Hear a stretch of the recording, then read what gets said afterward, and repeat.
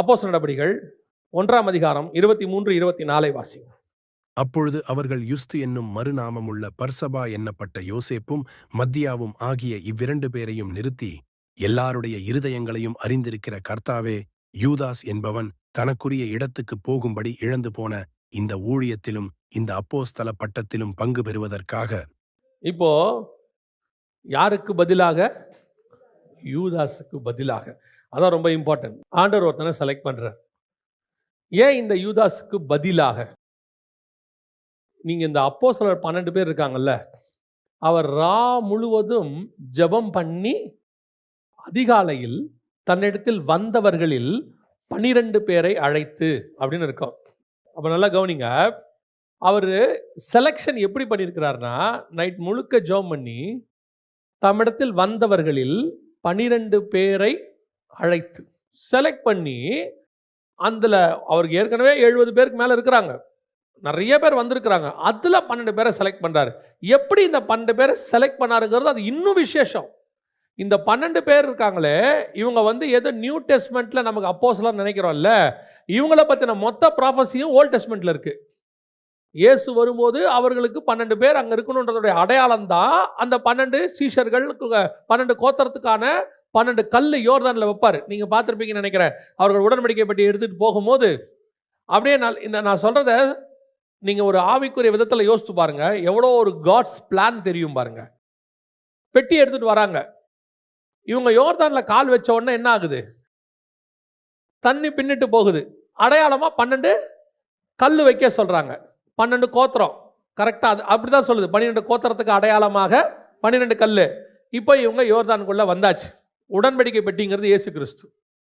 உடன்படிக்கை பெட்டிங்கிறது இயேசு கிறிஸ்து. இப்போ இதே யோர்தானில் தான் அந்த பெட்டி நிஜமாக இறங்குது. இவங்க பெட்டியை தூக்கிட்டு போனாங்கல்ல யோர்தானுக்கு நடுவில், அதோடைய ஒரிஜினல் யாருன்னா இயேசு. இப்போ உள்ளே இறங்கிட்டாரு. இவங்க எங்கேருந்து உள்ளே இறங்கினாங்கன்னா, புறஜாதி தேசத்திலிருந்து, வனாந்தரத்துலேருந்து உள்ள தேசத்துக்குள்ளே இறங்குறாங்க. யோர்தானுக்குள்ளே வராங்க. யோர்தானுக்கு அப்புறத்துலேருந்து தான் எல்லைகள் ஆரம்பிக்குது. உள்ளே நுழையிறாங்க. 12 கல் கோத்திரத்துக்கு அடையாளமாக வச்சாச்சு. இவர் இப்போ உள்ள உடன்படிக்கை பெட்டி இயேசு கரை ஏறுது. இயேசு கரை ஏறின உடனே வனாந்தரத்துக்கு கொண்டு போகப்பட்டார். போய் முடித்த உடனே அந்த 12 செலக்ட் பண்ணுறார். இப்போ புரியுதா? இந்த 12ஓட வந்தாங்க யோர்தானுக்குள்ள. நிழல் நெஜம். இவர் இந்த பக்கம் உடன்படிக்கை பெட்டி கரை ஏறுது. அடுத்த 12 வருது. அங்கே எவ்வளோ பெரிய திட்டம் இருக்குது பாருங்க. God's plan. 30 வெள்ளிக்காசுக்கு அப்படி விட்டா பாருங்க. ரொம்ப சர்வசாதாரணமா, கிட்டத்தட்ட ஹெவன்லி பிளான்.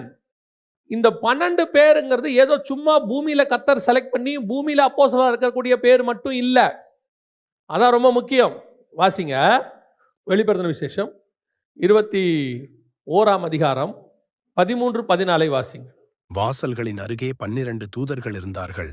அந்த வாசல்களின் மேல் இஸ்ரவேல் சந்ததியாராகிய 12 கோத்திரத்தாருடைய நாமங்களும் எழுதப்பட்டிருந்தன. நகரத்தின் மதிலுக்கு 12 அஸ்திபார கற்கள் இருந்தன. அவைகள் மேல் ஆட்டுக்குட்டியானவருடைய 12 அப்போஸ்தலரின் 12 நாமங்களும் பதிந்திருந்தன. புதிய எருசலேம் எப்பத்தி பிளான் 11ஆம் அதிகாரம் எபிரேயருக்கு எழுதின நிருபம் 9, 10, 11 வாசிங்க. விசுவாசத்தினாலே அவன் வாக்குத்தத்தம் பண்ணப்பட்ட தேசத்திலே பரதேசியைப் போல சஞ்சரித்து, அந்த வாக்குத்தத்தத்திற்கு உடன் சுதந்திரராகிய ஈசாக்கோடும் யாக்கோபோடும் கூடாரங்களிலே குடியிருந்தான். ஏனெனில் தேவன் தாமே கட்டி உண்டாக்கின அஸ்திபாரங்கள் உள்ள நகரத்திற்கு யாரு? ஆபிரகாம். அந்த அஸ்திபாரத்தின் மேல கல்லு மேல யார் பேர் இருக்கு? அப்போஸ்தலர் பேர் இருக்கு. அப்போ இவனுடைய பேரு, யூதாஸோடைய பேரு எங்க முன்குறிக்கப்பட்டது? ஆபிரகாம் காலத்தில் முன்குறிக்கப்பட்டது. புதிய எருசலேமை வடிவு பண்ணும் போது அஸ்திபாரம் போட்டு தானே முதல்ல கட்ட போறோம். அஸ்திபாரம் உள்ள நகரம் தானே பைபிள் சொல்லுது. அஸ்திபாரத்தில் யார் பேர் இருக்கணும்? அப்ப அப்பவே ரெடி ஆயிடுச்சு இல்ல? அப்ப அன்னைக்கு அந்த பேர் யார் பேர் இருந்திருக்கணும்? நியாயமா கணக்குப்படி யூதாஸோடைய பேர் இருந்திருக்கணும். மோர் than 4000 years பிளான். ஆபிரகாம்ல இருந்து இயேசு வரைக்கும் 2000 வருஷம். இயேசுல இருந்து இப்ப வரைக்கும் 2000 வருஷம். இனிமேட்டு தான் புதிய எருசலேம் இறங்கி வரப்போகுது. இறங்கி வரக்கூடிய புதிய எருசலேமுடைய அஸ்திவாரத்தின் மேல யாரோட பேர் இருக்கு? யூதாஸோடைய பேர் எழுதப்பட்டிருந்துச்சு ஒரு காலத்துல. இப்ப இல்ல. இப்ப அந்த பேர் போயிடுச்சு. அப்ப யோசித்து பாருங்க, எப்பேற்பட்ட பிளானினுடைய ஆள் அவன்.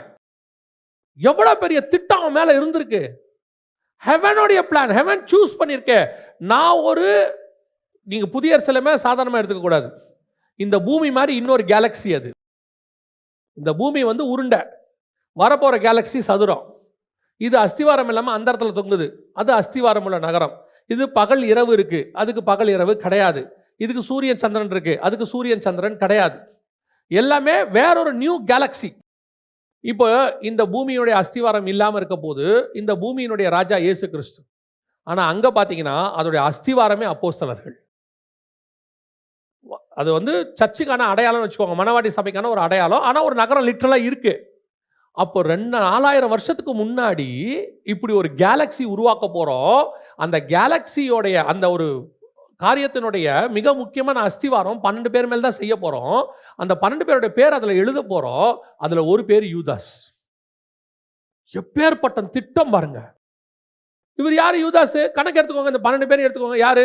ஒருத்தர் மீன் பிடிக்கிறவர், ஒருத்தர் வலை பின்றவர், ஒருத்தர் டாக்ஸ் கலெக்டர், இப்படி ஒவ்வொருத்தரா இருக்காங்க. அதில் ஒருத்தர் யூதாஸ். இவருக்கு கிடைச்சிருக்கிற ஸ்லாக்கியம் என்ன? அவன் தனக்குரிய காரியத்தை விட்டுட்டு அநீதித்தின் கூலியை பெற்றுக்கொண்டான்னு இருக்கு. அதாவது மிகப்பெரிய பிளானை லாஸ் பண்ணிட்டான். Heavenly plan. நியூ ஜெருசலேம்ல இருக்க போற என் பேர். இதை விட்டுட்டு அவன் 30 வெள்ளிக்காசு. என்ன கிடைக்கும்? 30 வெள்ளிக்காசு. அதனால ஒரு லேண்டு வாங்கினானாமா. அப்படிதான் சொல்லுது பைபிள். அதனால அவன் என்ன செஞ்சானாமா? ஒரு லேண்டை வாங்கினானாமா. அந்த லேண்டில் அவன் செத்து போனானாமா. வீடு கட்டி வாழ்ந்தான் இல்லை, அந்த லேண்டில் அவன் என்ன பண்ணிட்டான்? செத்து போயிட்டான். அவன் அதில் தான் புதைச்சிட்டாங்க.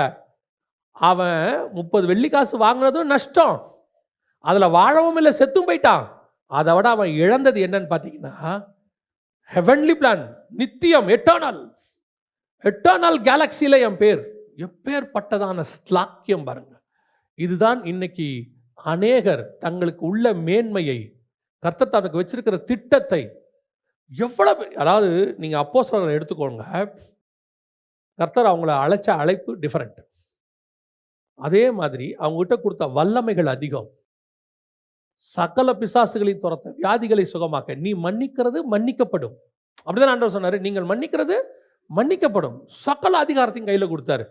இது இயேசு உயிர் தெழுந்த பிறகு கொடுத்ததில்லை, உயிரோடு இருக்கும் போதே கொடுத்தது. காட்டி கொடுத்த பின்பு கொடுத்ததில்ல, காட்டி கொடுக்கறதுக்கு முன்பே கொடுத்தது.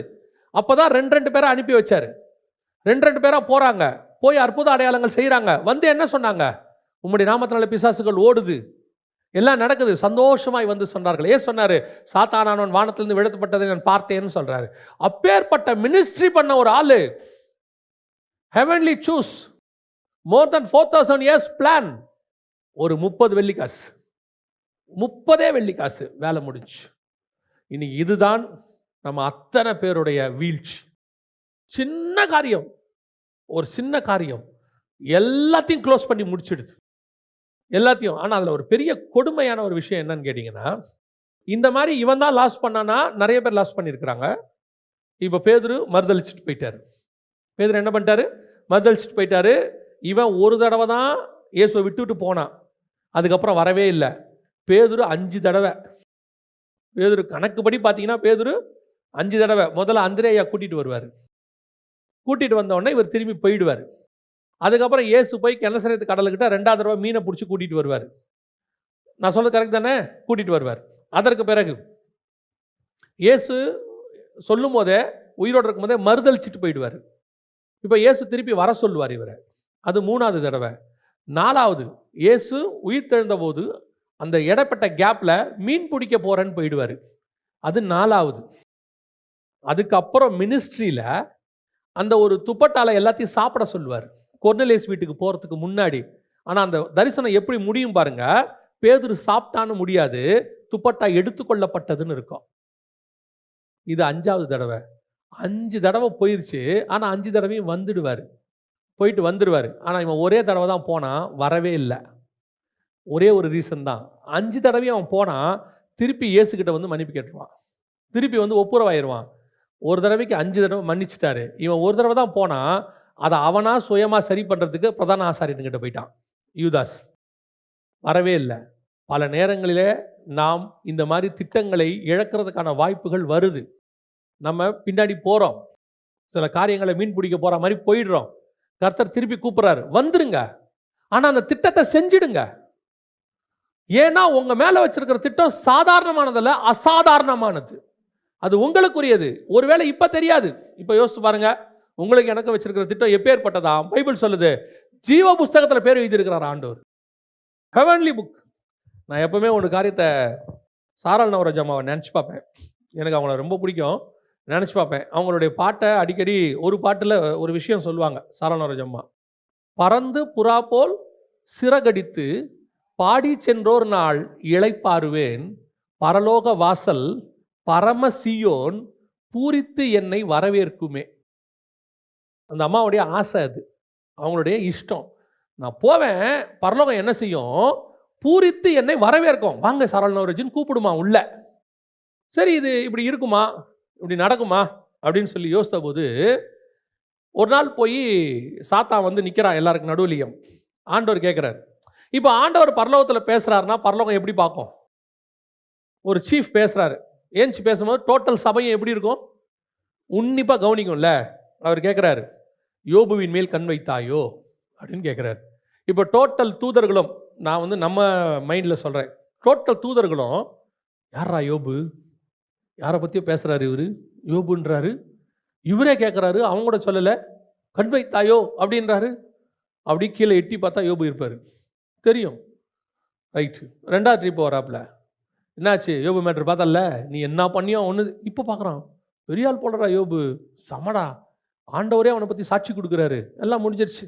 யோபு சக்ஸஸ் ஆகிட்டாரு. ஒரு நாள் வந்துச்சு, செத்துட்டாரு. பரலோகத்துக்குள்ளே நுழையிறாருன்னு வச்சுக்கோங்க. ஒரு உதாரணத்துக்கு நான் சொல்கிறேன், ஒரு நம்ம மைண்டில் நுழையிறாரு. பரலோகம் எப்படி பார்க்கும் யோபுவை? டோட்டல் தூதர்களை எப்படி பார்ப்பாங்க? இப்போ கர்த்தர் கூப்பிடுவார், உண்மையும் உத்தமம் உள்ள யோபுவே உள்ளே வா. ஏன்னா அப்படி தானே சொல்லியிருக்காரு, சக்ஸஸ் பண்ணி போகிறவனை, உண்மையும் உத்தமம் உள்ள ஊழியக்காரனே எஜமானுடைய சந்தோஷத்துக்குள் பிரவேசி. கூப்பிட்றாரு யோபுவை. அப்படி யோபு உள்ளே நுழையும் போது யோசித்து பாருங்க, கோடான கோடி தூதர்கள் எல்லா பக்கமும் நின்றுக்கிட்டு அப்படியே யோபுவை பார்ப்பாங்க. யோபுவை பார்த்து சொல்லுவாங்க, இவன் தான்டா யோபு, இவன் தான் வந்துட்டான்டா, இவன் தான்டா அந்த சக்ஸஸ் பண்ணவன், சாத்தானியே தோக்கடிச்சவன் வந்திருக்கிறான்டா. டோட்டல் பரலோகமும் பார்க்கும். அப்படி யோபு நடந்து உள்ளே போவார். இப்போ இந்த பாட்டை யோசிச்சு பாருங்க, பறந்து புறா போல் சிறகடித்து பாடி சென்றோர் நாள் இளைப்பாறுவேன், பரலோக வாசல் பரம சீயோன் பூரித்து என்னை வரவேற்கும். நம்முடைய ஆவிக்குரிய வாழ்க்கை, பூமியினுடைய சக்சஸ் இப்படித்தான் பரலோகத்தில் முடியணும், அப்படி நுழையணும். நமக்கு சொந்தக்காரன் வீட்டுக்கு போய் அவனை வான்னு ஒருத்தன் சொல்லாட்டி எவ்வளோ கோவம் வருது உங்களுக்கு? அதுவே 4 பேர் வரவேற்க வாங்க வாங்க வாங்கன்னா எத்தனை வருஷம் சொல்கிறீங்க? அவங்க வீட்டுக்கு போனோம், அப்படி வரவேற்றாங்க எங்களை, அவ்வளோ வரவேற்றாங்க. ஒரு சொந்தக்காரன் வரவேற்கிறதே அவ்வளோ சந்தோஷத்தை நமக்கு கொடுக்குமானால், பரலோகம் வரவேற்கிறது எவ்வளோ பெரிய சந்தோஷத்தை கொடுக்கும் இல்லையா? அப்பேற்பட்ட சான்ஸ் உங்களுக்கு எனக்கும் இருக்கே. ஒரு 30 வெள்ளி காசுக்கு அதை விட்டுறக்கூடாது. ஏதோ கிடைக்கிற ஒரு லேண்டுக்காக விட்டுறக்கூடாது. ஏதோ கிடைக்கிற சில உலக பிரகாரமான ஆசீர்வாதங்களுக்காக என்ன செஞ்சிடக்கூடாது, அதை விட்டுறக்கூடாது. பெரிய கூட்டம் இன்னைக்கு லாஸ் பண்ணிக்கிட்டே இருக்காத, பெரிய கூட்டம் லாஸ். ஏன்னா நமக்கு வச்ச மேன்மை அவர்களுக்கு என்ன செய்யல, தெரியல. சரி, இப்போ இவன் 30 வெள்ளி காசு விட்டான். நிறைய பேர் சொல்றது என்ன தெரியுமா? எனக்குன்னு எதுவுமே இல்லாமல் இந்த உலகத்தில் இருக்க முடியுமா அப்படிலாம் கேட்பாங்க. இருக்கலாம். பவுல் இருந்திருக்கிறாரு, பேதுரு இருந்திருக்கிறாரு, எல்லாம் இருந்திருக்கிறாரு. ஆனால் நீங்கள் வாசிங்க, இவன் விட்டது 30 வெள்ளி காசு. வாசிங்க அப்போஸ்தலர் நடபடிகள் 4ஆம் அதிகாரம் 34 வாசிங்க. நிலங்களையும் வீடுகளையும் உடையவர்கள் அவைகளை விற்று விற்கப்பட்டவைகளின் கிரயத்தை கொண்டு வந்து அப்போஸ்தலருடைய பாதத்திலே வைத்தார்கள். அவனவனுக்கு தேவையானதற்கு தக்கதாய் பகிர்ந்து கொடுக்கப்பட்டது. அவர்களில் ஒருவனுக்கும் ஒன்றும் குறைவாயிருந்ததில்லை. யாருடைய பாதத்தில் என்ன என்ன வச்சாங்க? அதுக்கு முந்தின வசனம் என்ன சொல்லுது? நிலங்களையும் வீடுகளையும் உடையவர்கள் அவைகளை விற்று. எவ்வளோ கொண்டு வச்சிருப்பாங்க? இப்போ அந்த இடத்துல யூதாஸ் இருந்திருந்தா அவ்வளவும் யார் பாதத்துக்கும் வந்திருக்கோம்? யூதாஸ் பாதத்துக்கும் வந்திருக்கோம். இப்போ யூதாஸ் வாங்கின 30 வெள்ளி காசு பெருசா, இது பெருசா? இப்போ புரியுதுங்களா? அன்னைக்கு யூதாஸ் அந்த 30 வெள்ளி காசு இல்லை, இயேசுதான் முக்கியம்னு சொல்லி இருந்தா வீடு நிலம் எல்லாம் பாதத்தில் கொண்டு வந்து கர்த்தர் வச்சிருப்பார். நான் உலக பிரகாரமாக உங்களுக்கு சொல்கிறேன், கர்த்தருக்காக இழந்தவன் எவனும் தரித்திரர் ஆனதே கிடையாது, கிடையவே கிடையாது. எமில் ஜெபசிங் அந்த பாட்டு, ஒரு அழகான ஒரு பாட்டு இருக்குது, உறக்கம் தெளிவோம் உற்சாகம் கொள்ளும் ஒரு பாட்டு இருக்குது. அதில் சொல்லுவார், கிறிஸ்துவுக்காய் இழந்தவர் எவரும் தரித்திரர் ஆனதில்லை, ராஜ்ய மேன்மைக்காய் கஷ்டமடைந்தோர் நஷ்டப்பட்டதில்லை. இதெல்லாம் பரிசுத்தவான்கள் எழுதி வச்சது. கிறிஸ்துவுக்காக இழந்த ஒருத்தனையும் கர்த்தர் இங்க தரித்திரமா விட்டதே கிடையாது.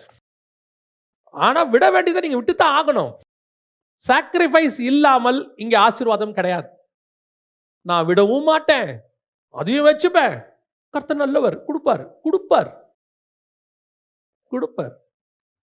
எதையும் இழக்காம இன்னொன்று கிடைக்கவே கிடைக்காது. இப்ப யூதாஸுக்கு என்னத்துக்கு இந்த 30 வெள்ளி காசு? இயேசுவை காட்டி கொடுத்து என்ன பிரயோஜனம்? அப்படி நிறைய பேர் யூதாஸை பற்றி என்ன சொல்கிறாங்கன்னா, கமெண்ட்ரி, அதாவது இப்படி இருந்திருக்கலாம் அப்படின்னு ஒரு கமெண்ட்ரி என்ன சொல்லுதுன்னா, யூதாஸ் வந்துங்க வேறொரு பிளானில் தான் அதை செஞ்சாராம். என்ன பிளான் அப்படின்னு கேட்டால், இயேசுவை வந்து அந்த மாதிரி ரோமர்கள் அந்த நேரத்தில் கைது பண்ணால் இஸ்ரவேலில் ஒரு பெரிய கலவரம் வரும், ஒரு பெரிய காரியம் நடக்கும். ரோமர்களுக்கு எதிராக கிளர்ச்சி வந்து ரோம ஆட்சியை கவுத்துட்டு யூதா ஆட்சியை கொண்டு வரலான்னு யூதாஸ் பிளான் பண்ணாராம். அவர் வந்து தீவிரவாதிகளில் வந்து மிதவாதியாம், ஸ்காரியோத்.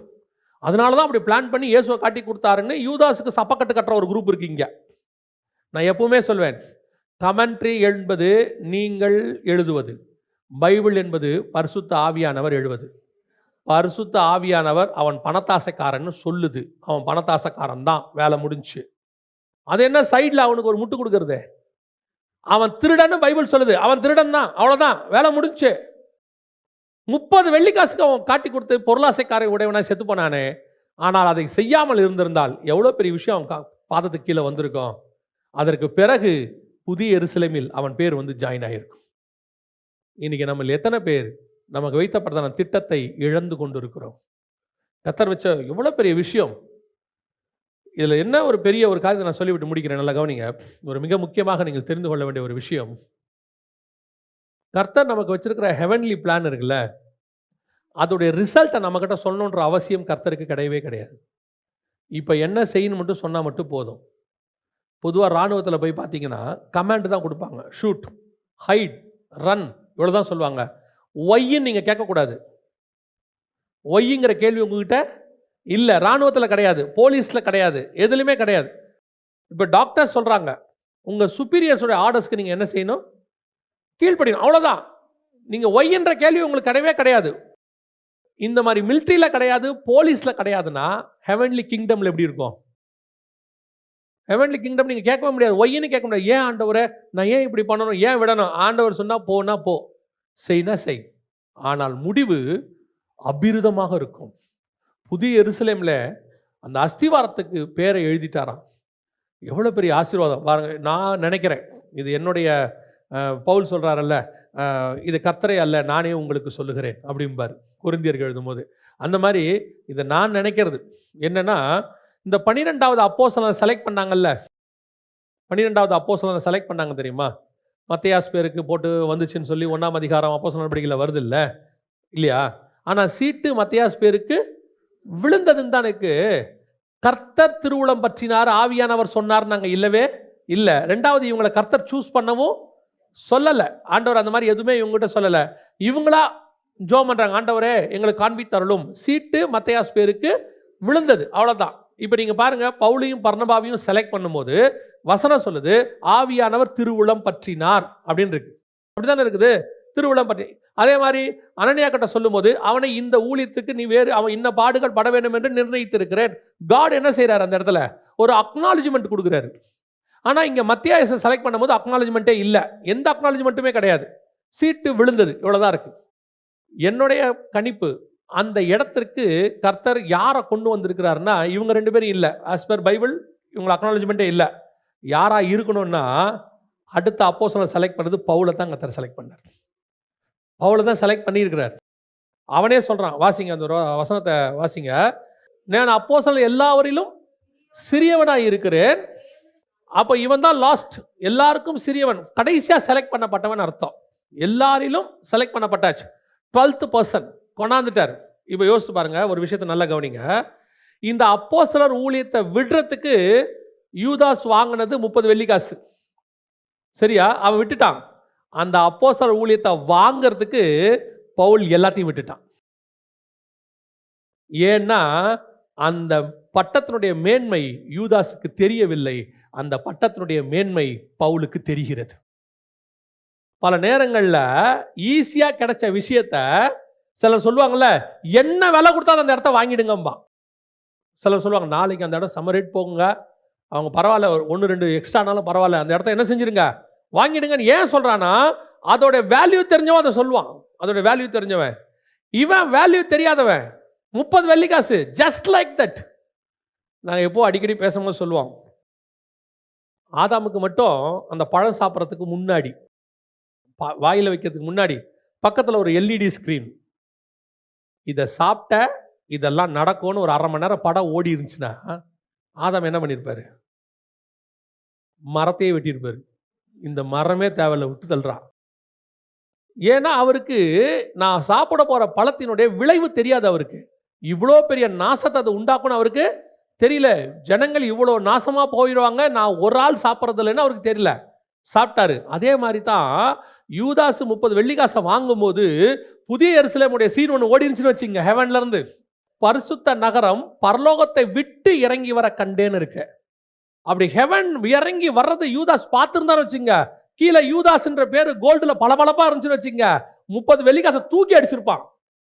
போடா என் பேர் எங்கே இருக்கு பாரு. தெரியல அவனுக்கு, இது மேன்மை லாஸ் ஆகி போச்சு. ஆனால் பவுலுக்கு தெரிஞ்சிருச்சு.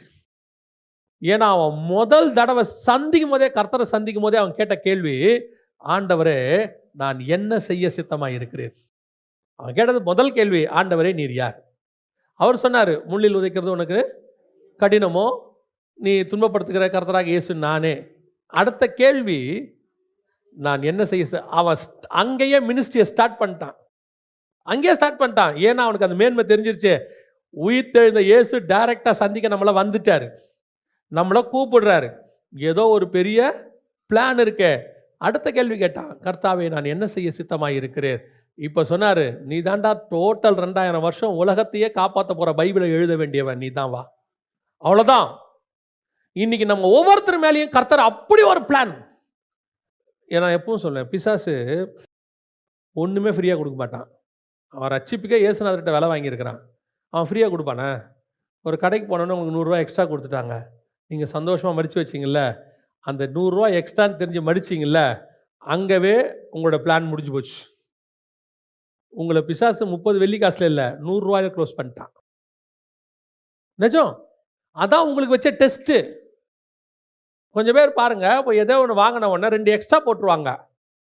ஆனால் அவங்க சொன்னது 100 இருக்கும், இங்கே 102 இருக்கும். பையன் சொல்லுவான், அம்மா 102. அவனே 2 எக்ஸ்ட்ரா போடுறான். இவன் சொல்லிட்டு அவனை இவங்க திட்டி கூப்பிட்டு வருவாங்க. அவன் நினச்சிப்பான், எங்கள் அம்மா இதுக்கப்புறம் அவள் தான் போல, இந்த 2 ஆள் அது கதை முடிஞ்சு போச்சு. கேஆசிக்கு எத்தனை பணம்? கேஆசியோட இது அவனுடைய அழைப்பு எத்தனை பணத்தில் போச்சு? 2 பணத்தில் போச்சு. அவன் போய் 2 வெள்ளிக்காசு தானே வாங்கினா நாகமான்கிட்ட, அப்படி தானே இருக்கு. சரி 2 பணம் தானே வாங்கினாரு. ஆனால் இழந்தது என்ன?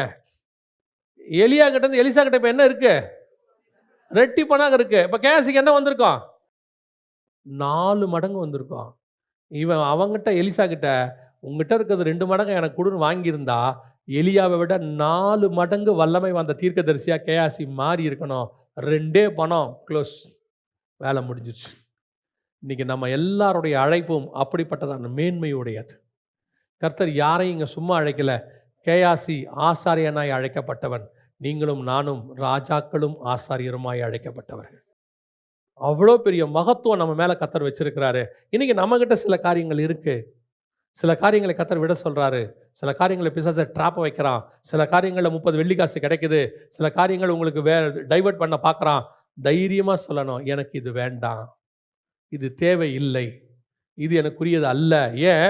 எனக்கு வச்ச மேன்மை பெருசு, எனக்கு வச்ச அழைப்பு பெருசு. நான் பெற்றுக்கொள்ள போகிற பரலோகத்தினுடைய ஆசீர்வாதம் அதோட கம்பேர் பண்ணால் இதெல்லாம் எனக்கு ஒன்றுமே கிடையாது. அதான் அன்னைக்கே எழுதிட்டார். எபிரேயர் 11 24 25 மோசே சொல்லும் போது, பார்வோன் குமாரத்தின் மகன் எனப்படுவதை வெறுத்து. யோசிச்சு பாருங்க, அன்னைக்கு இருக்கிற வல்லரசு, மிகப்பெரிய அமெரிக்க ஜனாதிபதி, அதோடைய தங்கச்சி பையன், அந்த பொண்ணு பார்வோன் குமாரத்தி, அவங்களுக்கு வளர்ப்பு பையன், அந்த மாதிரி ஒரு லைஃப்பை நான் விட்டுட்டு வந்துடுறேன், எனக்கு வேணாம். என்னடா பண்ண போகிற? பார்க்குற அத்தனை பேர் சொல்லியிருப்பான், ஆடு மேய்க்க போகிறாரு 40 வருஷம் சார். எங்கேயாவது வழியில் யாராவது பார்த்துருப்பாங்க, பழைய ஃப்ரெண்ட்ஸ் மோசேவை ஒரு வேளை வழியில் பார்ப்பாங்க. என்ன மோசே பண்ணிகிட்டு இருக்கிற? ஆடு மேய்ச்சிட்டு இருக்கிறேன். நீ எல்லாம் இருந்த படிச்ச படிப்புக்கு, ஏன்னா வாக்கிலும் செய்கையிலும் வல்லவன் அவரு. அப்போஸ்தலர் நடவடிக்கைகள் அப்படித்தானே சொல்லுது மோசேயை குறித்து. நீ படிச்ச படிப்புக்கு நம்ம ஊர்லயே உன்ன மாதிரி ஒருத்தன் கிடையாது. இப்படி வந்து ஆடு மேய்ச்சிக்கிட்டு இருக்கிறிய, உன் தலையெழுத்தாடா இது. எல்லாரும் கேட்பாங்க சில நேரத்தில், நீங்கள் ஊழியத்துக்கு போகிறீங்க, பைபிள் காலேஜ் படிக்க போகிறீங்கன்னா, எதுக்குடா பைபிள் காலேஜ் எல்லாம்? தலையெழுத்தா உனக்கு? உன் கூட படித்த ஃப்ரெண்ட்ஸ் எல்லாம் பாரு. ஒருத்தன் பிஇ, ஒருத்தன் எம்பிபிஎஸ், ஒருத்தன் கலெக்டர், எப்படி கை நிறைய சம்பாதிக்கிறான் பாரு. அவன் கிளினிக் வச்சு டாக்டராகி இன்னைக்கு அவன் 25 லட்சம் சம்பாதிக்கிறான். இவர் அமெரிக்காவில் இன்ஜினியராக ஐடியில் மாதம் 2 லட்சம் சம்பாதிக்கிறாரு. உனக்கு இது தலையெழுத்தாடா? கொஞ்சம் கஷ்டமாக தான் இருக்கும். கேட்கறதுக்கு எப்படி இருக்கும்? கஷ்டமாக தான் இருக்கும். உண்மைதான், டேலண்டட் ஃபெலோ, ஆடு மேய்ச்சிக்கிட்டு இருக்கிறாரு, உண்மைதான், எந்த மாற்று கருத்தும் இல்லை. ஆனால் நான் விட்டது எதுக்காக தெரியுமா? இவங்கெல்லாம் பிடிச்சிக்கிட்டு இருக்கிறாங்களா, அதுக்காக அல்ல, இனி வரும் பலன் மேல் நோக்கமாகி. இன்னைக்கு என்ன கிடைக்கிறதுக்காக நான் விடலை. ஒரு நாள் வரும், நீங்கள் எல்லாம் இன்ஜினியர், டாக்டர் பேர் வாங்குவீங்க. சிலிக்கான் வேலியில் பெஸ்ட் இன்ஜினியர் அவர் தான் பேர் வாங்குவீங்க. இந்தியாவிலே மிகச்சிறந்த டாக்டர் பேர் வாங்குவீங்க. இவரை மாதிரி ஒரு அட்மினிஸ்ட்ரேட்டரை பார்க்க முடியாது. ஆனால் நான் எப்படி வாங்குவேன் தெரியுமா? சர்வ வல்லவருடைய வாயிலிருந்து ஒரு வார்த்தை வாங்குவேன். அவனை மாதிரி உத்தமம் ஒருத்தன் கிடையாது, தேவனை முகமுகமாக தரிசித்த ஒருத்தன் கிடையாது, அவனை மாதிரி சாந்த குணம் உள்ள ஒருத்தன் கிடையாது. அவனோடு கூட நான் சிநேகிதனை போல பேசுகிறேன். இப்போ கூப்பிட்டு மோசே கேட்பாரு, 120 வயசில் அவன் ஃப்ரெண்டை கூப்பிட்டு, உன் பேர் என்ன? எகிப்தில் ஒரு பேர் சொல்லுவாங்க, எகிப்து பேர் ஒன்று சொல்லுவாங்க. உன் பேர் எத்தனை பேருக்கு இருக்கும்பா? எனக்கு மட்டும்தான் இருக்குது. உன் பேரை உன் பையனே வைக்கலாம், அவன் பையனுக்கு. உன் பேரை அவன் பையனை அவங்க பையனுக்கே வைக்கல, தாத்தா பேரையே வைக்க மாட்டான். உன் பேரை உன் பேர பிள்ளைக்கே வைக்க மாட்டான். ஆனால் யாருனே முன்ன பின்ன தெரியாதவன், உலகத்தின் மூலையில் இருக்கிறவன் என் பேரை வச்சுக்கிட்டு இருக்கான் மோசேன்னு. ஏன் வச்சான்னு தெரியுமா? அன்னைக்கு நான் விட்டேன் அதை. உங்கள் பேர் என் பேரையும் பூமியில் எவன் வைக்கிறான்றது முக்கியம் இல்லை. பரலோகத்தில் ஜீவ புஸ்தகத்தில் புதிய எருசலேமில் எழுதப்பட்ட மாதிரி நம்ம பேர் ஜீவ புஸ்தகத்தில் எழுதப்பட்டிருக்குதான். இயேசு சொல்றாரு, உன் நாமத்தை பிதாவுக்கு முன்பாக நான் சொல்லுவேன். நீங்கள் நானும் பெற்றுக்கொள்ள போகிறது மிகப்பெரிய ஆசீர்வாதம், மிகப்பெரிய மேன்மை. உலகத்தில் யாருக்கும் கிடைக்காத ஆசீர்வாதத்துக்கு தான் கர்த்தர் உங்களை என்னை அழைச்சிருக்கிறார். அதை மட்டும் உறுதியாக கடைசி வரைக்கும் பற்றி கொண்டோம்னா, நீங்கள் விட போகிறது எப்போவுமே, திரும்பியும் சொல்கிறேன், கொஞ்சம் தான், 30 வெள்ளிக்காசு. மேபி அது கொஞ்சம் பெருசாக கூட இருக்கலாம், பெருசாகவே இருக்கலாம், பார்வோன் குமாரத்தின் மகனாராகவே இருக்கலாம். ஆனால் நீங்கள் பெற்றுக்கொள்ள போவது அதை விட மேலானது. அல்லேலூயா.